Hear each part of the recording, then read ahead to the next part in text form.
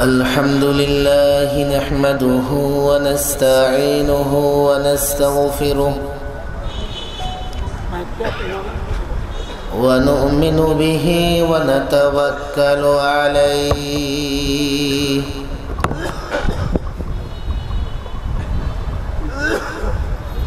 ونعوذ بالله من شرور أنفسنا ومن سيئات أعمالنا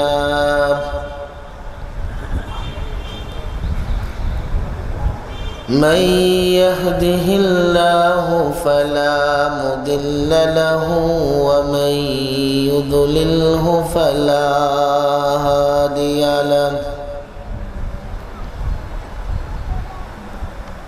ونشهد أن لا إله إلا الله وحده لا شريك له ونشهد أن محمدًا عبده ورسوله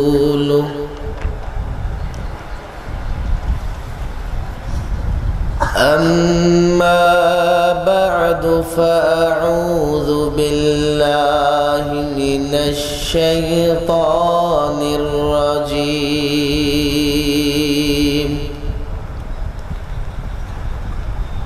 بسم الله الرحمن الرحيم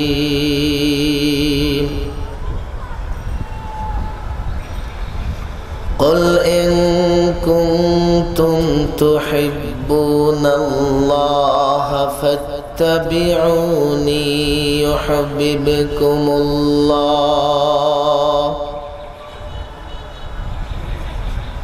ويغفر لكم ذنوبكم الله غفور رحيم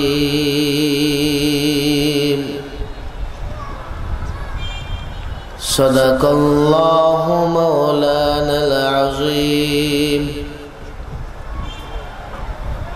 وصدق رسوله النبي الكريم ونحن على ذلك من الشاهدين والشاكرين والحمد لله رب العالمين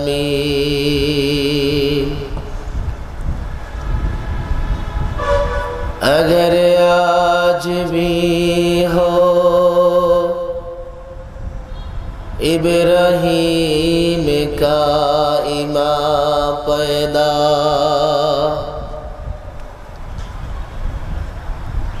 अगर आज भी हो इब्राहीम का इमाम पैदा आग कर सकती है फिर अंदाज़े गुलिस्ता पैदा बलगल उला कशफत दुजा बिजमालिही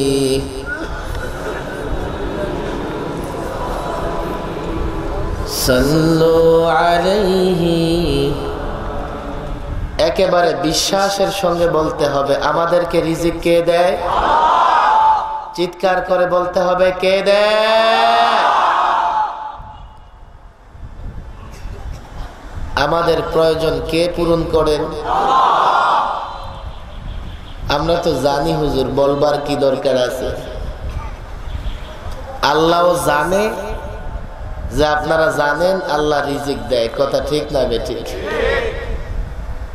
কিন্তু কোরআনে কারীম যেহেতু তাফসীরুল কোরআন মাহফিল দীর্ঘ আলোচনা করা দরকার কিন্তু আমার আসলে কিসমতটা এমন আমি যখন স্টেজে বসি লোকদের যাওয়ার সময় হয়ে যায় আমি অনেক জায়গায় বলি, অনেকে শয়তানকে পরাজিত করে ঘর থেকে বের হয়, কিন্তু রাস্তায় এসে যখন দুই পাশে দোকান দেখে শয়তান বলে থাক না, অনেক হয়েছে, এটা দোকানে দেখ না কি আছে। একজন লোকের সঙ্গে সাক্ষাৎ হয়, আলোচনা চলতে থাকে, বাড়ি থেকে শয়তানকে পরাজিত করে বের হতে পেরেছে, রাস্তায় এসে শয়তান তাকে পরাজিত করে ফেলেছে।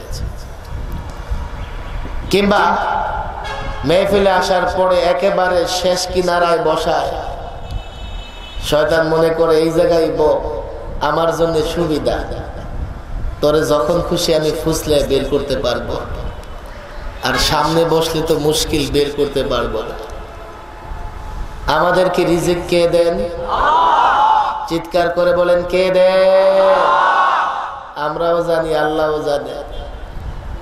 এই জন্য কোরআনে কারীম আজীব এক কিতাব, কিন্তু এই কোরআন থেকে মুসলমানরা দূরে। এমনকি আজকাল এমন হয়েছে আলেম ওলামারাও কোরআন থেকে দূরে সরে যাচ্ছে। ওলামায়ে কেরাম কোরআনের উপর আমল করতে গিয়ে ডানে বায়ে তাকায়, দেখে আমি কোরআনের উপর আমল করব, মাতব্বর সাহেব কিছু বলে কিনা, আমার রিজিকে টান পড়ে কিনা, আমার চাকরি থাকে কিনা। যদিও আমরা মুখে বলি আল্লাহ রিজিক দেয়, কর্মক্ষেত্রে কিন্তু তা মানতে রাজি না। এজন্য চিৎকার করে বলেন রিজিক কে দেয়? আমরা যখন বিপদে পড়ি, বিপদ থেকে আমাদের কে উদ্ধার করে? চিৎকার করেন কে উদ্ধার করে? কোরআনে কারীম মজার এক কিতাব। وَإِذَا مَسَّ الْإِنسَانَ الضُّرُّ دَعَانَا لِجَنبِهِ أَوْ قَاعِدًا أَوْ قَائِمًا فَلَمَّا كَشَفْنَا عَنْهُ ضُرَّهُ مَرَّ كَأَن لَّمْ يَدْعُنَا إِلَى ضُرٍّ مَسَّهُ وَإِذَا مَسَّ الْإِنسَانَ الضُّرُّ। মানুষের যখন বিপদ আসে, কত মজার কথা আল্লাহ বলেন, দাদা লোকেরা আমাকে ডাকে। কেমনে ডাকে? লিজামবিহি, শুয়ে, কায়দান বসে, কায়মান দাঁড়িয়ে। মুসিবতে আক্রান্ত হলে বসে, দাঁড়িয়ে, শুয়ে, হাঁটা চলায় মানুষ আল্লাহকে ডাকে। কথা ঠিক না বেঠিক? ফালাম্মা কাশাফনা আনহু দুররা, আমি যখন তার কাছ থেকে বিপদ দূর করে দেই, এমন হয়ে যায় বেটা মনে হয় সে বিপদে পড়ে, ঠেকায় পড়ে, আমার ডাকেই নাই। এমন মানুষ সমাজে আছে, দেখবেন আপনি, প্রয়োজন পড়লে বাড়িতে বাসায় 10 বার আসে। কথা ঠিক না বেঠিক? প্রয়োজন পুরা হয়ে গেছে, রাস্তায় দেখা হয়েছে, অন্ধ মার্কেটের সামনে, এমন করে হাঁটে, মনে হয় যে আমার বাড়িতে 10 বার আসছে, বিপদে পড়ে এটা মনে হয় সে আসেই নাই। আল্লাহ বলেন, বান্দা যখন মুসিবতে পড়ে উঠে বসে দাঁড়িয়ে তো আমারে ডাকে, আহা, আর যখন মুসিবত দূর করে দেই কই আমারে চিনেই না। কেমন যেন আল্লাহ ইয়াদউনা, কেমন যেন সে আমার ডাকেই নাই, কেমন যেন সে মুসিবতে আক্রান্তই হয় নাই। এই জন্য মুসিবতের সময় শুধু আল্লাহকে ডাকবেন এমন না, সব সময় ডাকতে হবে। কথা ঠিক না বেঠিক? আমাদের মুসিবত কে দূর করে দেন?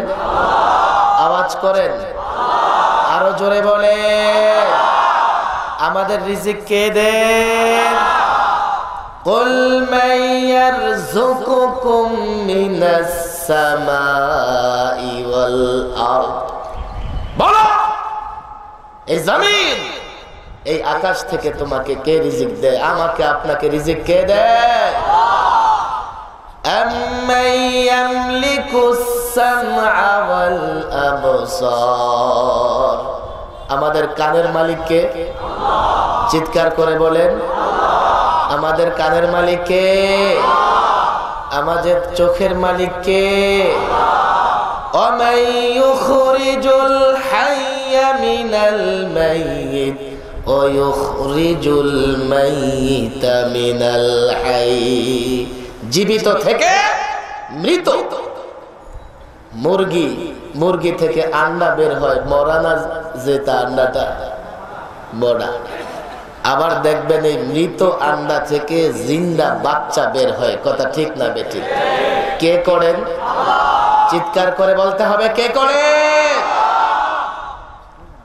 وَمَن يُدَبِّرُ الْأَمْرَ হে মানুষ বলো, এই কাজ, পৃথিবীর সব আঞ্জাম কাজকর্ম কে করেন?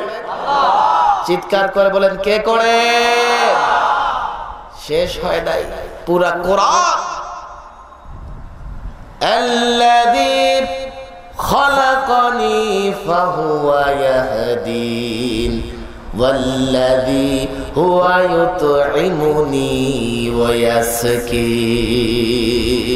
আমাদের কে সৃষ্টি করেছে? হিদায়াত কে দিয়েছে? আমাদেরকে খাবার কে দেয়? আমাদেরকে পানীয় কে দেয়? وَإِذَا مَرِضْتُ فَهُوَ يَشْفِينِ। আমরা যখন অসুস্থ হই কে ভালো করে? আরো জোরে বলেন, وَالَّذِي يُمِيتُنِي ثُمَّ يُحْيِينِ। আমাদেরকে মৃত কে দান করবে? চিৎকার করেন, কে দান করবে? এরপরে আমাদের পুনরায় কে জীবিত করবে? وَالَّذِي أطمع أن يغفر لي خطيئتي يوم الدين। মৃত্যুর পরে কিয়ামত দিবসে আমাদের ভুল ত্রুটি মাফ করবে, এই আশা আমরা কার কাছে রাখি? চিৎকার করে বলেন, কার কাছে রাখে? এইভাবে পুরা পুরা আমাদের সব কর্ম সম্পাদন, সবকিছুর মালিক কে? আওয়াজ করে বলেন, কে? কিন্তু আজকাল নাস্তিকদের পক্ষ থেকে প্রশ্ন আছে। আমার কাছে নাস্তিকদের পক্ষ থেকে প্রশ্নের বিশাল এক ভান্ডার আছে, 2 থেকে 250 প্রশ্ন। নাস্তিক মানে তার আল্লাহকে বিশ্বাস করে না, বলেন না? এই দুনিয়ার যত কিছু সব এই সিস্টেমে হয়, একটা সিস্টেমে হয়। আল্লাহও নাই, খোদাও নাই, নাউজুবিল্লাহ বলেন।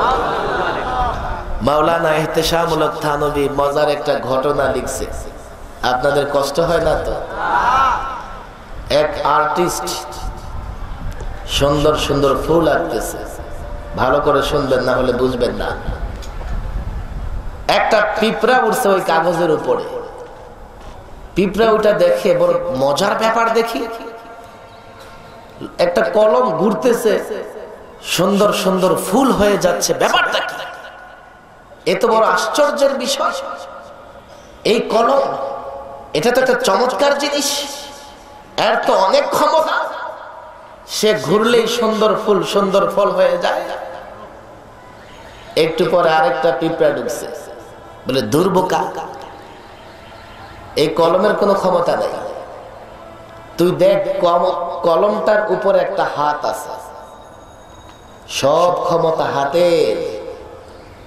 হাতটা নড়ে, কলমটা ঘুরে, এরপরে সুন্দর ফুল হয়, সুন্দর ফল হয়। একটু পরে আরেকটা পিঁপড়া ঢুকছে,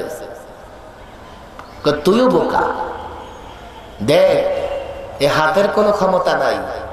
হাতের পরে একটা বিশাল 5 ফিট 6 ফিট একটা মানুষ আছে। কথা ঠিক না বেঠিক? সব ক্ষমতায় সেই মানুষটা।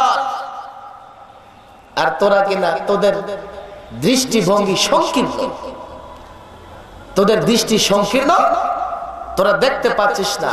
তাকায়া দেখ, এর উপরে বিশাল একটা মানুষ আছে। একটু পরে আরেকটা পিঁপড়া ঢুকছে, তোরা 3টায় মূর্খ বেটা। এমন মানুষ দেখ শাহবারের রাস্তাঘাটে অনেক পাওয়া যাবে, কলম ধরাই দে, ফুল আঁকতে পারবে না। কথা ঠিক না বেঠিক?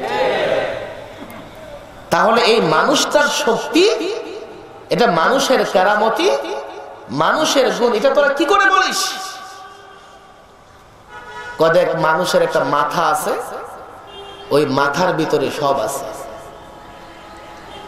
যার মাথার ভিতরে সেই প্রজ্ঞা, সেই জ্ঞান, সেই অভিজ্ঞতা আছে, তার কলম দিয়ে সুন্দর সুন্দর ফুল ফল বের হয়। কথা ঠিক না বেঠিক?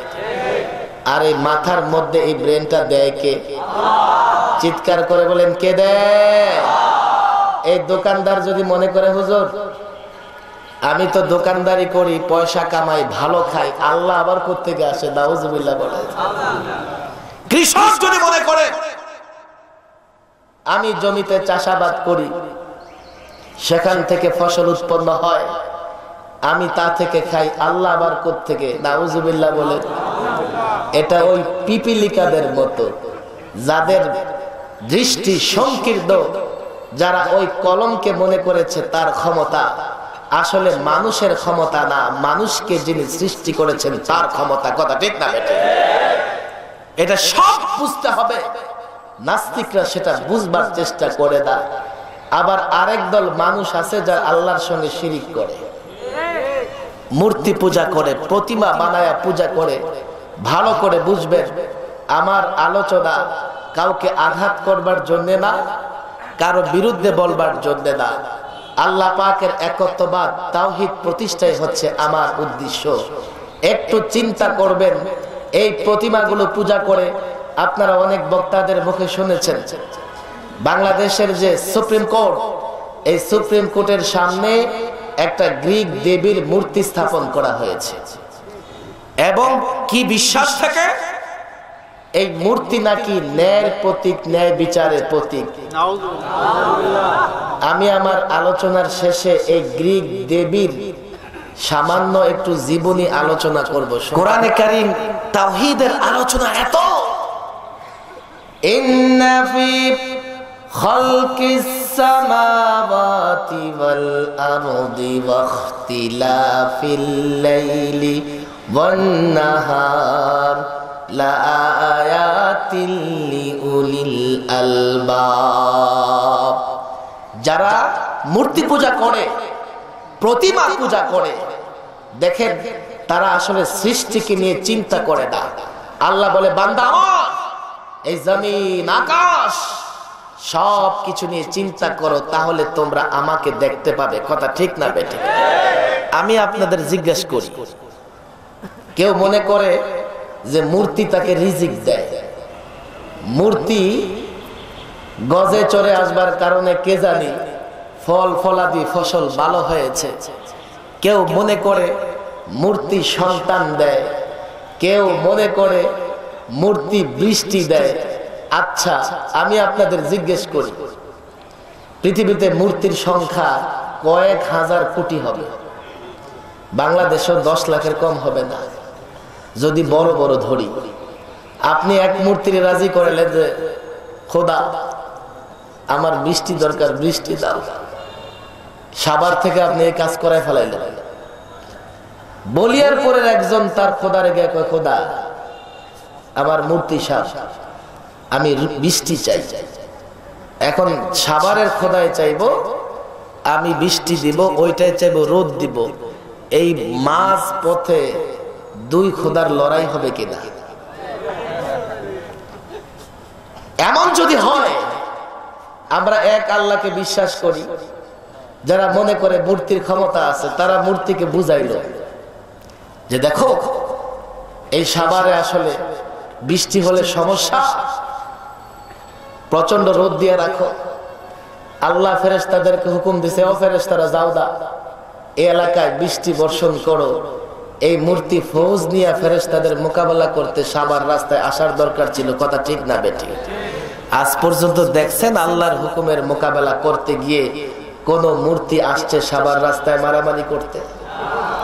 আলোচনা আমার দীর্ঘায়িত হয়ে যাবে অনেক রাত। কোরআনে কারীম এই বিষয়ে আলোচনা করতে ছাড়ে নাই। হযরত ইব্রাহিম আলাইহিস সালামের ঘটনা আপনারা শুনেছেন, ভালো করে শুনবেন। ইব্রাহিম আলাইহিস সালামের পিতা আজর ছিলেন মূর্তি ব্যবসায়ী। ছেলে যখন বড় হলো ইব্রাহিম, আজর বলে, বাবা যাও দা আমার মূর্তির দোকানে বসো, একটু বেচা কেনা করো। দুনিয়াতে এমন হয়, বাবা যে ব্যবসা করে সন্তানকে সে ব্যবসায় লাগাইয়া দেয়। কথা ঠিক না বেঠিক? ইব্রাহিম গেলেন দোকানে বসলেন, কাস্টমার আসছে। ইব্রাহিম, এই খোদার দাম কত? ছোট খোদার দাম কত? ইব্রাহিম কয় 20 টাকা। এবং কাস্টমার কয় না 15 টাকা দিবে। ইব্রাহিমের কাছে মেজাজ গরম হয়ে, খোদার নিয়ে দামাদামি।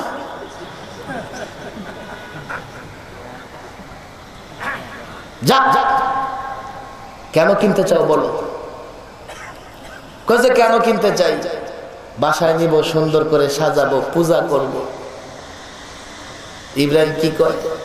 আফাতা'বুদুনা মিন দুনিল্লাহি মা লা ইয়ানফাউকুম শাইআন ওয়া লা ইয়াদুররুকুম উফফিল লাকুম ওয়া লিমা তা'বুদুনা মিন দুনিল্লাহ। মানুষ কেন? সে কি তোমার ক্ষতি করতে পারে? সে কি তোমার ভালো করতে পারে? শুধু তাই না, আরেক জায়গায় আল্লাহ পাক এত সুন্দর একটা মেসেজ দিয়েছে। ওলামা ইকরাম এখানে আছে, ইয়া আইয়ুহান নাস দুরিবা মাসালুন ফাসতামিউ লা ইন্নাল্লাযীনা তাদউনা মিন দুনিল্লাহ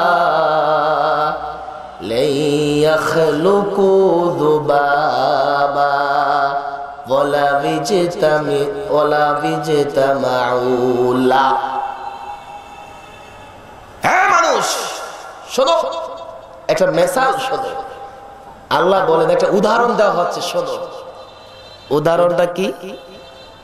যারা আল্লাহ ছাড়া অন্যান্য জিনিসপত্রের ইবাদত করে,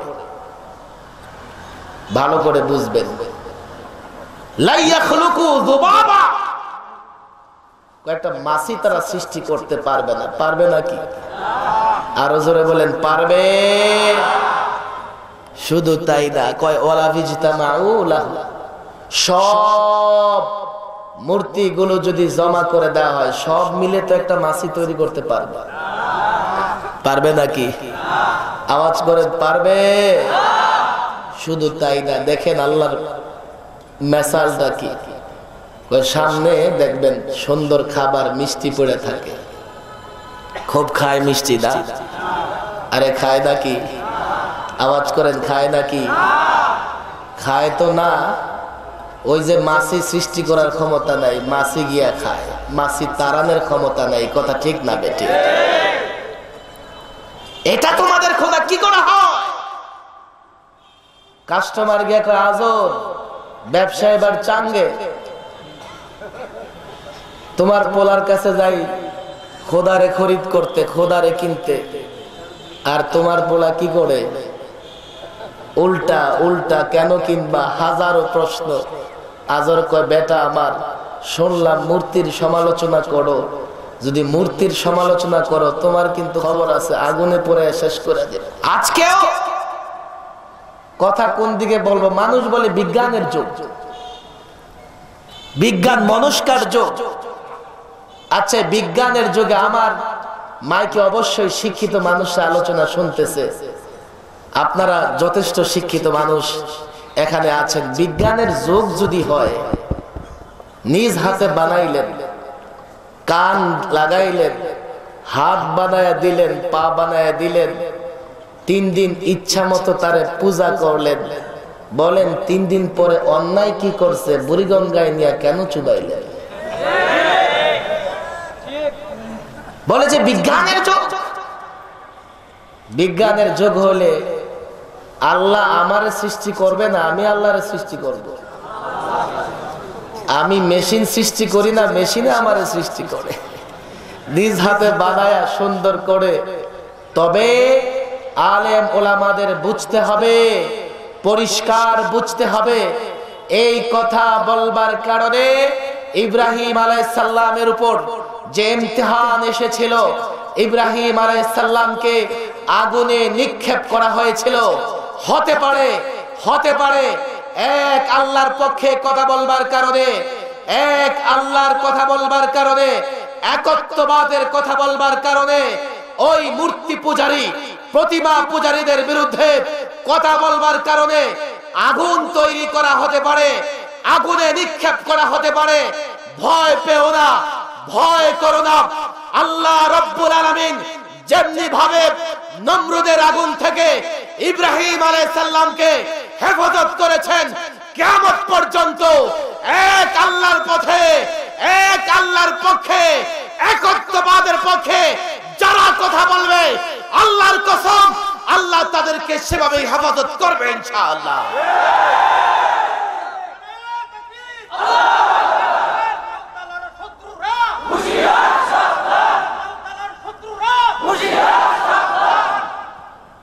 তোমরা মূর্তির পূজা করতে পারো, আমরা তো বাধা দেই না, সমস্যা নাই। কিন্তু এর মানে কি আমারও মূর্তি পূজারি বানাইতে চাও? সুপ্রিম কোর্ট, আমি তো পরিষ্কার বলেছি, সারা বাংলাদেশে বলি, এদেশের মানুষ নানা দলে বিভক্ত হতে পারে। কেউ আওয়ামী লীগ করতে পারে, কেউ বিএনপি করতে পারে। একজন মুসলমান নানা ব্যবসায়িক সমিতি করতে পারে। মুসলমানদের ভিতরে নানা দল থাকতে পারে, ফিরকা থাকতে পারে। কিন্তু সে যদি মুসলমান হয়, সে যদি মনে করে আমি এক আল্লাহকে বিশ্বাস করি, সে যদি মনে করে আমি মুসলমান হয়ে মরতে চাই, তাহলে কোনদিন আল্লাহ যে বিষয়ে সমালোচনা করেছে, আল্লাহ যেই বিষয়ে বিষোদ্গার করেছে, তার পক্ষে একজন মুসলমান কোনদিন কথা বলতে পারে না। তাহলে আমি কি করে ওই মূর্তির পক্ষে কথা বলবো? তোমাদের ঘরে বাড়িতে মূর্তি আছে, বাংলাদেশ দেখেন, অনেকে বলবে হুজুর আপনাদের বক্তৃতায় তো সমস্যা, সংখ্যালঘুরা নিরাপত্তাহীনতায় ভোগে। আমি বলি বাংলাদেশের সংখ্যালঘুরা পৃথিবীর যে কোনো দেশের চাইতে নিরাপদ। কথা ঠিক না বেঠিক? এমন তো কেউ বলবে হুজুর আমাদের সরকার, আমরা যখন ছিলাম তখন নিরাপদ ছিল। কেউ বলে না এখন নিরাপদ। আমি বলি তোমাদের কারো কারণে নিরাপদ না, আলেমদের কারণে নিরাপদ। কথা ঠিক না? আলেমরা পরিষ্কার বলে কোন সংখ্যালঘুদের বাড়িঘর, জায়গা সম্পত্তি দখল, তাদের উপর আক্রমণ করা যাবে না। এই জন্য বাংলাদেশের স্বাধীনতার পর থেকে এই পর্যন্ত ইতিহাস দেখেন, একটা সংখ্যালঘুদের উপর আক্রমণের সঙ্গে একজন আলেম, একজন দিনদার মুসল্লি জড়িত না। আপনি একথা কেমনে বলেন? দুইটা উদাহরণ আপনাদেরকে দেই। রামুতে বৌদ্ধ মন্দির আক্রমণ হয়েছে, চার্জশিট দেওয়া হয়েছে, পুলিশ তদন্ত করেছে, পত্রিকা এসছে, এটার পিছনে না আলেম জড়িত না কোনো মুসল্লি জড়িত। সর্বশেষ ব্রাহ্মণবাড়িয়ার নাসিরনগরে হিন্দুদের মন্দির ভাঙচুর করা হয়েছে, তাদের খোদা ভাঙচুর করা হয়েছে। পত্রিকায় হয়তো মনে করেছে মৌলবীরা করেছে, পরবর্তীতে তদন্তে পত্রিকা ওনারাই প্রকাশ করেছে এর সঙ্গে বাংলাদেশের নোংরা রাজনীতি জড়িত একজন আলেম, একজন মাদ্রাসার ছাত্র জড়িত নয়। এতে প্রমাণ আলেম ওলামাদের কথাই আমরা তাদের ভাঙচুর করতে বলে দাওয়াত দেই একত্ববাদের। এক আল্লাহ বলে আপনাদের ঠেকা কেন দাওয়াত দেন? ভালো করে বুঝবেন। রাস্তা দিয়ে যাচ্ছেন, দেখলেন একটা অন্ধ মানুষ একেবারে ড্রেনের কাছে দিয়ে হাঁটতেছে, যে কোনো সময় ড্রেনে পড়ে যেতে পারে। আপনার দায়িত্ব হচ্ছে তাকে ধরে রাস্তার মাঝখান দিয়ে চালান, ড্রেনে তাকে পড়তে দিয়েন না। কথা ঠিক না বেঠিক? একজন শিশু মানুষ 6 মাস 1 বছর বয়স, তার সামনে যদি বিশাল একটা অজগর সাপ যায়, কিংবা সামনে যদি লাইট জ্বালানো থাকে, সে ধরতে চেষ্টা করবে, কথা ঠিক না বেঠিক?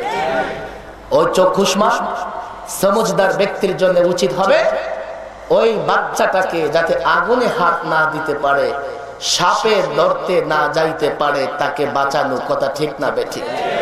সাধারণ মানুষ কোরআন সুন্নাহ তারা জানে না, তারা বুঝে না তাদের ঈমান কি করে হেফাজত হবে, তাদের ঈমান হেফাজত করবার পথ পদ্ধতি তারা শিখে নাই। এই জন্যে আলেমদের উচিত ওই সাধারণ মানুষকে সতর্ক করা। হতে পারে সতর্ক করতে গেলে কেউ ভুল বুঝবে, কেউ মনে করবে মৌলবী আবার নতুন কি ফন্দি আটলো, ভুল বুঝতে পারে। একটা সময় এমন আসবে সে যখন বুঝবে আলেম ওলামা আমার ভালোর জন্য কাজ করেছে, আপনাকে বাপ ডাকবে, কথা ঠিক ডাকবে। আল্লামা মুফতি আমিন রহমাতুল্লাহ আলাইহি মজার একটা ঘটনা বলতেন। তো বলে এখন তো তোমরা বুঝো না, এক সময় দেখবা যে মৌলবীদের বাপ ডাকবা। হুজুর বলতেন যেটা গাছের নিচে একটা লোক শুয়ে আছে, হা করে নাক ডাকতেছে, হা করে। গাছ থেকে সাপ নামছে, নাইবা দেখে ভালো একটা গর্ত দেখা যায়, ঢুকছে গর্তের ভিতরে।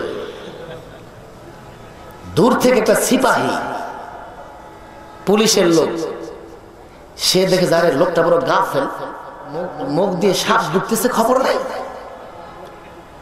দৌড়ে গিয়ে সাপটার লেজ ধরার চেষ্টা করছে, কিন্তু এতক্ষণে সাপ ঢুকে গেছে পেটের ভিতরে।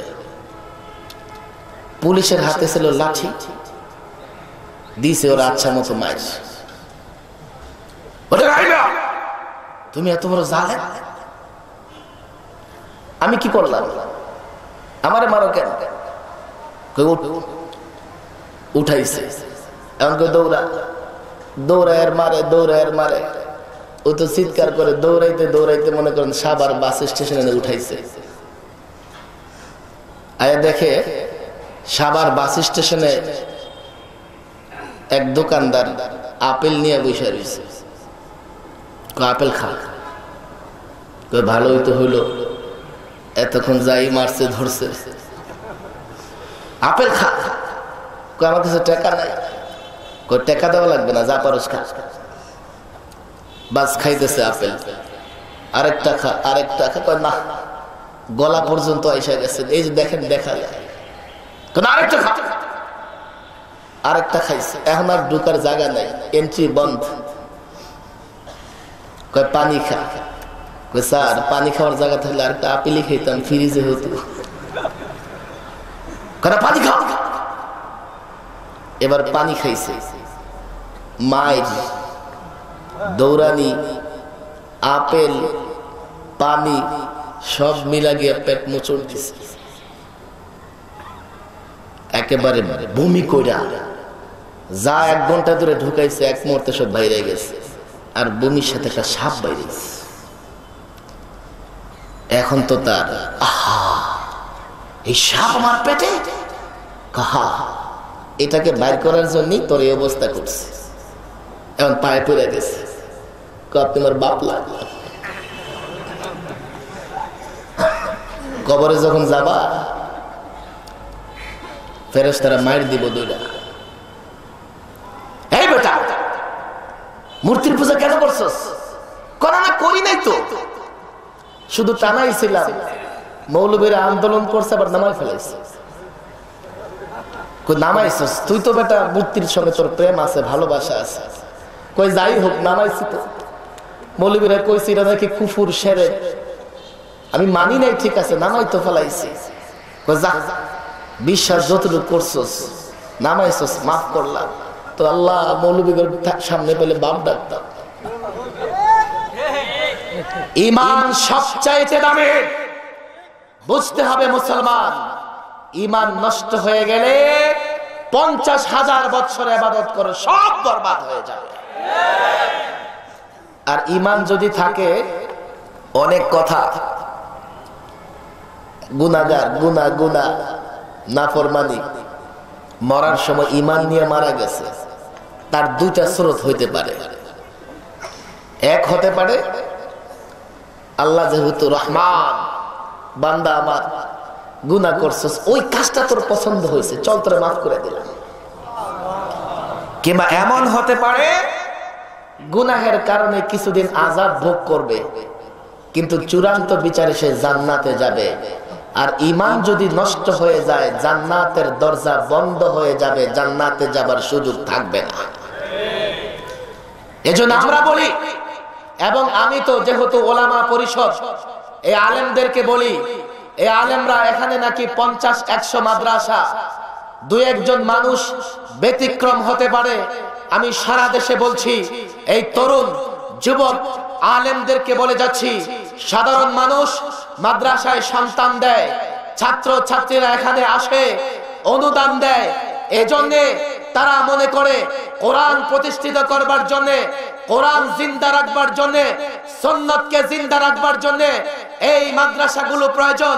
ব্যবসায়ীরা মনে করে আমি তো আলেম হতে পারলাম না, দ্বীন শিখতে পারলাম না, এই মাদ্রাসায় দ্বীনের চর্চা হবে, কোরআনের চর্চা হবে, সেখান থেকে আমি কোরআন এবং দ্বীনের মাসলা মাসাইল জেনে আমল করব।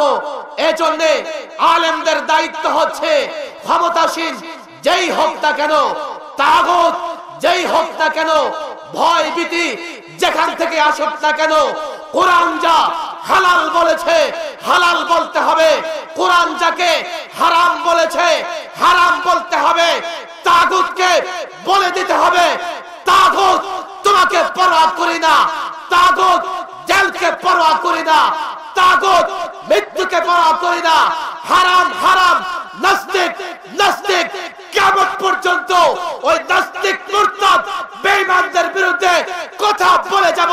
কোন তাগুত হক কথা বলা থেকে আমাদেরকে বিরত রাখতে পারবে না ইনশাআল্লাহ।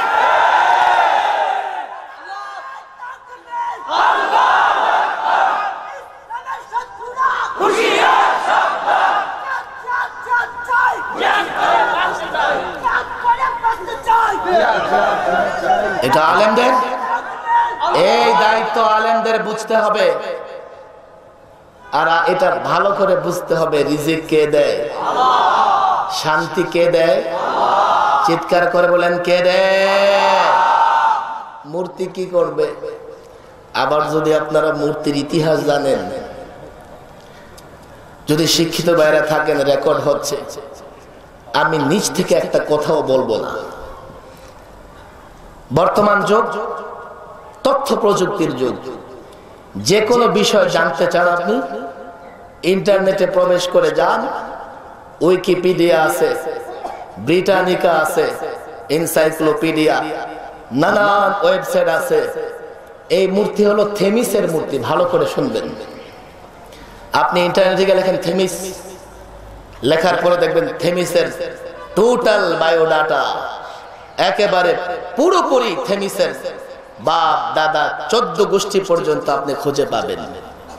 যেহেতু এই মূর্তি গ্রিকের, গ্রিক পৌরাণিক বা গ্রিক পুরাণ, গ্রিক মিথ বা গ্রিক ম্যাথোলজি, সেখানে এই মূর্তি সম্পর্কে কি বলা হয়েছে এবং সেটা ইন্টারনেটে আছে, বাজারে বই পুস্তকে পাওয়া যায়।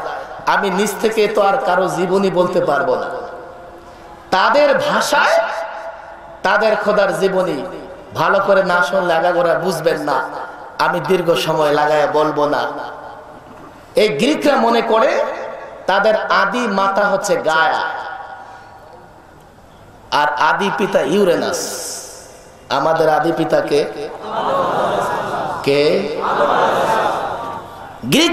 গ্রিকদের বই পুস্তকে এই কথা আছে, আমি নিজ থেকে বলি না।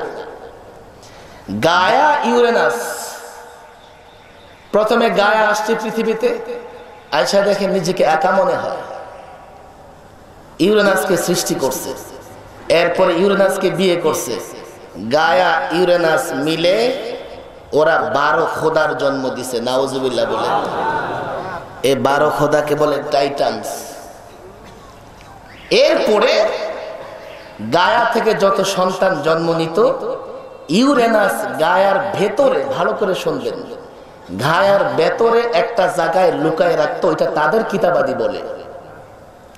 গায়া দেখলো আমি সন্তান জন্ম দেই, আর ইউরেনাস, চিন্তা করেন কেমন খোদা যে খোদা তার সন্তানদেরকে লুকাই ফেলে।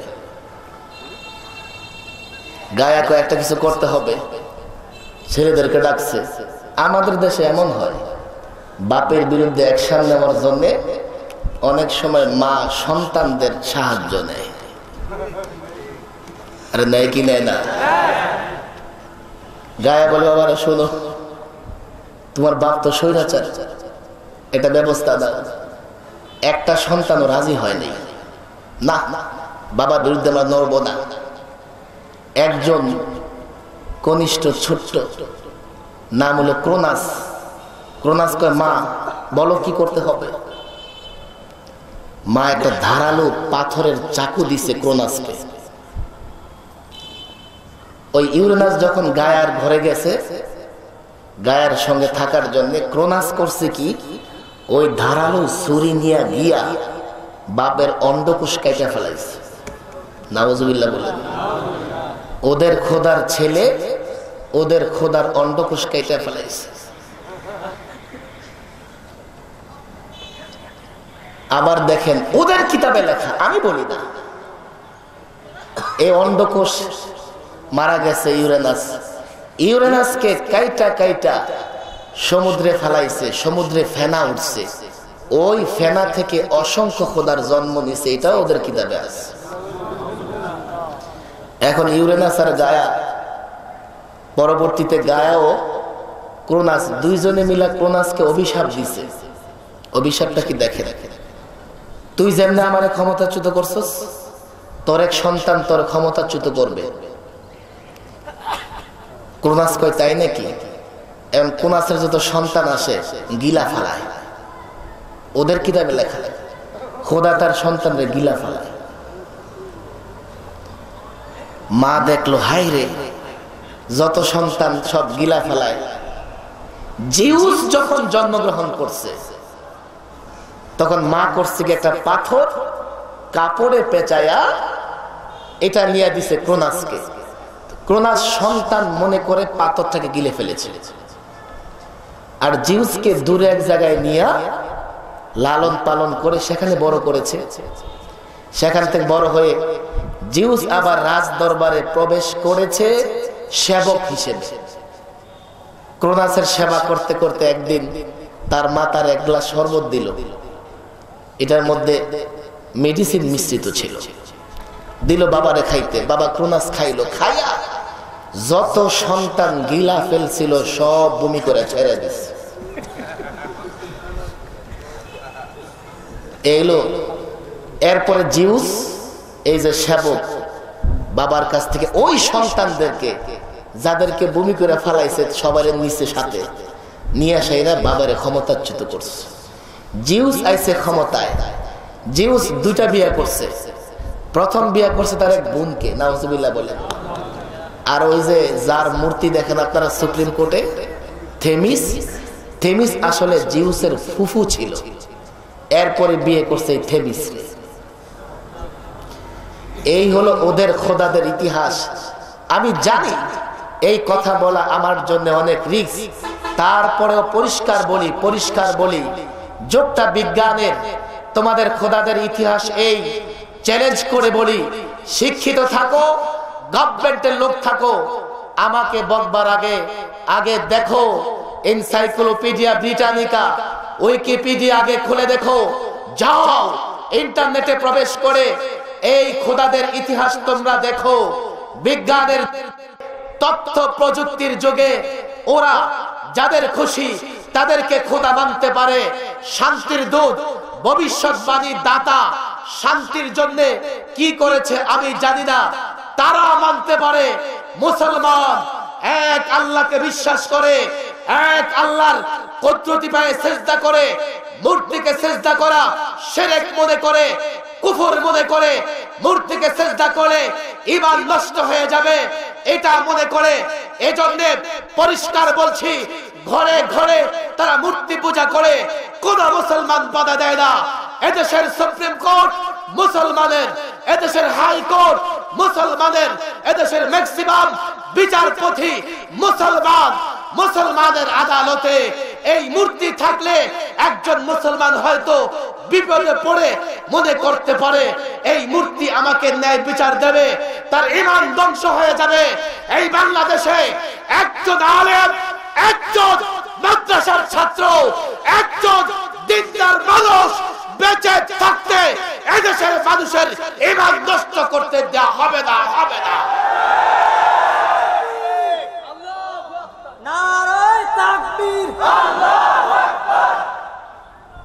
এটা আমার পরিষ্কার বক্তব্য।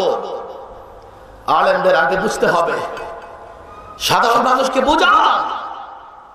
আলেমদের আন্দোলন মূর্তির বিরুদ্ধে বললে না আমাদের উপর কেউ খুশি হবে, না হাদিয়া বাড়বে। তারপরে এদেশের মানুষের আমানত এক আল্লাহ। আমাদের রিজিক কে দেয়? চিৎকার করেন, আরো জোরে বলেন, কে দেয়? এই বিশ্বাস থাকবে তো সব ক্ষেত্রে, না শুধু মাহফিলে আসলে? দোকানে বসলে কে রিজিক দেয়? আওয়াজ করেন, কে রিজিক দেয়? ন্যায় বিচার কে করবে? আরো জোরে বলেন, কে করবে?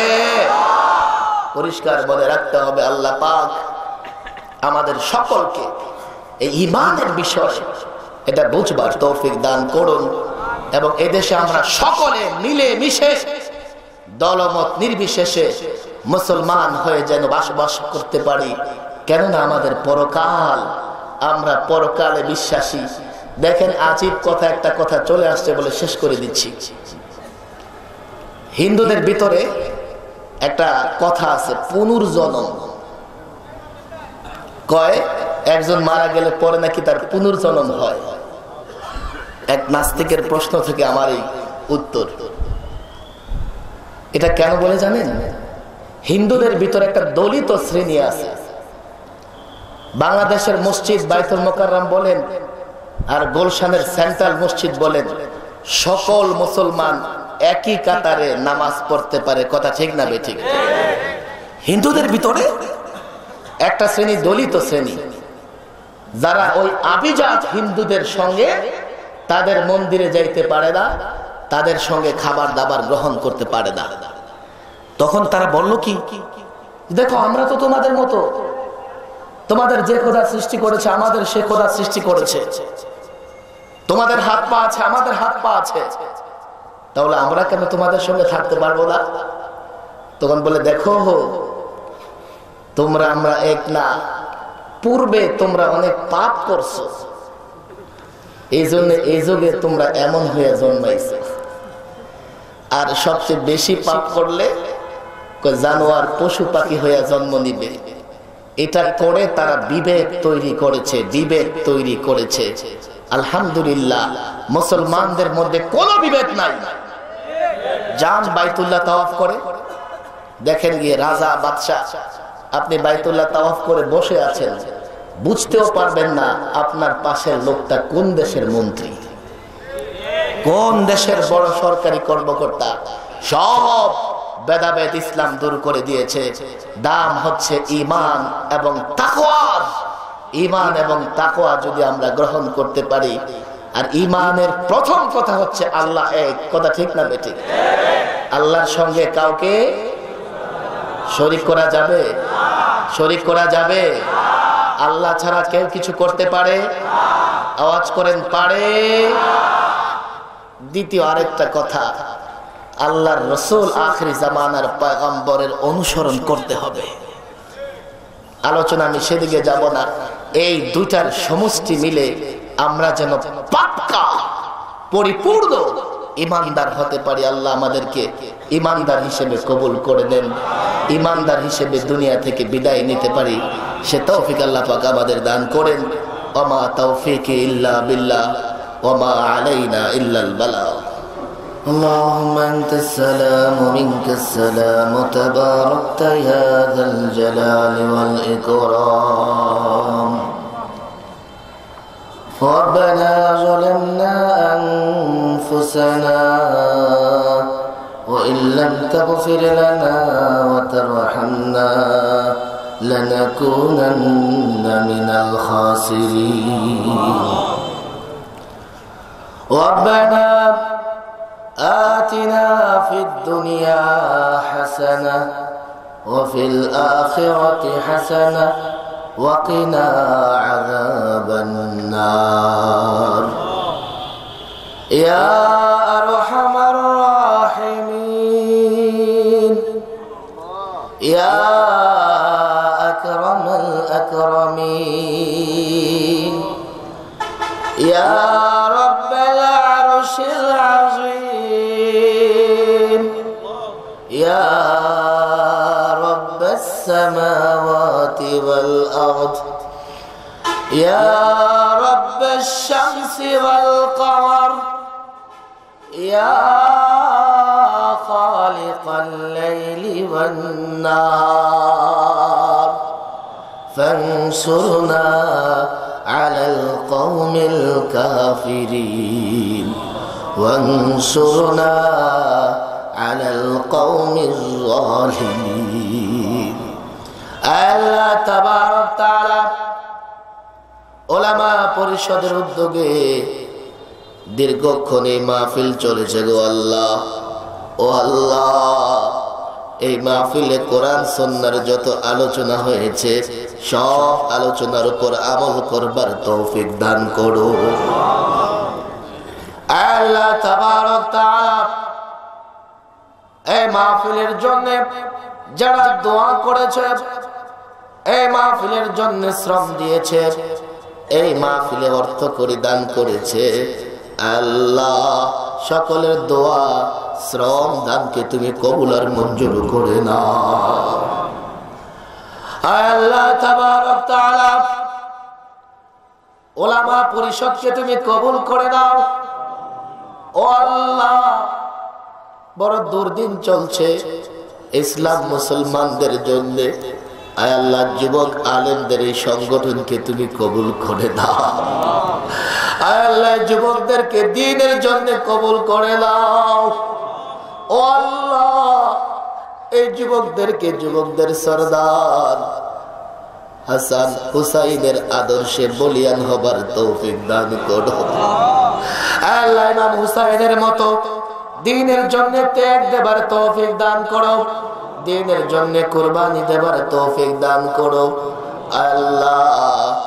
সাধারণ মানুষের খেদমত করার তৌফিক দান করো আল্লাহ। এমন এমন প্রোগ্রাম গ্রহণ করবার তৌফিক দান করো যাতে এলাকা থেকে বেদাত কুসংস্কার দূর হয়ে যায় ও আল্লাহ। পরিষদকে তুমি এদেশের এলাকার মানুষের হেদায়েতের জরিয়া বানায়া দাও আল্লাহ। এখানে যারা হাত তুলেছে প্রত্যেককে তুমি কবুল করে নাও, আমাদের পেরেশানি দূর করে দাও, আমাদের দুশ্চিন্তা দূর করে দাও, আমাদের মধ্যে যারা ঋণী আছে ঋণ আদায় করার তৌফিক দাও আল্লাহ। যারা অভাবী আছে অভাব দূর করে দাও ও আল্লাহ। যারা বেকার আছে কাজের ব্যবস্থা করে দাও, যারা অসুস্থ সুস্থ করে দাও আল্লাহ। আমাদের প্রত্যেকের ঘরে তুমি শান্তি নাজিল করো আল্লাহ। দ্বীনের কাজের সুযোগ সৃষ্টি করে দাও ও আল্লাহ। দ্বীনের কাজের সুযোগ সৃষ্টি করে দাও। জালেমের জুলুম থেকে হেফাজত করো, জালেমের জুলুম থেকে হেফাজত করো, মুনাফিকের নেফাক থেকে হেফাজত করো, হাসেদের হাসদ থেকে হেফাজত করো আল্লাহ। দ্বীনের খেদমতের সুযোগ করে দাও ও আল্লাহ। দ্বীনের খেদমতের সুযোগ করে দাও ও আল্লাহ। কোরআনের খেদমতের সুযোগ করে দাও আল্লাহ। কোরআনের খেদমত করতে গিয়ে যত বাধা বিপত্তি আসে দূর করে দাও ও আল্লাহ। কোরআনের খেদমত করতে গিয়ে যত বাধা বিপত্তি আসে দূর করে দাও। যত সামানের দরকার, অর্থ টাকা পয়সার দরকার তুমি ব্যবস্থা করে দাও ও আল্লাহ। দেশের মাদ্রাসাগুলোকে কবুল করে দাও ও আল্লাহ। মুসলমানদের অন্তরগুলো মাদ্রাসার দিকে ফিরায় দাও ও আল্লাহ। সব মহিলা পুরুষ মাদ্রাসাকে কবুল করে দাও আল্লাহ। মহিলা মাদ্রাসাগুলো থেকে এমন মা তৈরি করে দাও যে মা মোহাম্মদ বিন কাসিমের মায়ের মতো হবে, সালাউদ্দিন আইয়ুবীর মায়ের মতো হবে গো বাউলা ও আল্লাহ। এমন মা তৈরি করে দাও যে মা তার সন্তানদেরকে আল্লাহর রাস্তায় বিলিয়ে দেবে, ও আল্লাহ ইসলাম মুসলমানের এই দুর্দিনে তার সন্তানকে দ্বীনের জন্য কুরবানি করে দেবে। আয় আল্লাহ ওলামাদের ইজ্জত বৃদ্ধি করে দাও, আপোষে ইত্তেফাক তৈরি করে দাও। ওলামাদের ইজ্জত বৃদ্ধি করে দাও, আপোষে ইত্তেফাক তৈরি করে দাও। ও আল্লাহ আমাদের সকলকে মিলেমিশে দ্বীন এবং ইসলামের খেদমত করার তৌফিক দাও। আয় আল্লাহ যারা কবর দেশে শহীদ হয়েছে, ও মাওলা তুমি তাদের খবর জানো, আমরা তাদের কোনো খবর জানি না। ও আল্লাহ তুমি তাদের প্রত্যেককে কবরে শান্তিতে রেখো মাওলা। আয় আল্লাহ আমাদের সন্তানদেরকে মানুষের মতো মানুষ বানাও। আয় আল্লাহ আমাদের স্ত্রীদেরকে আমাদের অনুগত বানাও। ও আল্লাহ স্বামীদেরকে এমন বানায় দাও যেন স্ত্রীদের অধিকার আদায় করে, স্ত্রীদের অধিকার আদায় করতে কোন রকমের কোন ত্রুটি না করে। আল্লাহ এদেশের প্রত্যেকটা মুসলমানকে আপোষে ভাই ভাই হয়ে থাকার তৌফিক দান করো। মাওলারে দলাদলি বন্ধ করে দাও, মারামারি কাটাকাটি বন্ধ করে দাও। আল্লাহ দেশটা মসজিদের দেশ থেকে মূর্তির দেশ হয়ে যাচ্ছে গো মাওলা। আল্লাহ তোমার কাছে ফরিয়াদ মাওলা, এদেশে কোরআন সুন্নাহ বাস্তবায়ন করার পরিবেশ তৈরি করে দাও। ও আল্লাহ যারা কোরআন সুন্নাহ বাস্তবায়ন করতে চায় তাদেরকে সাহায্য করো মাওলা রে। এদেশে তাহলে বলা বড় দুর্বল।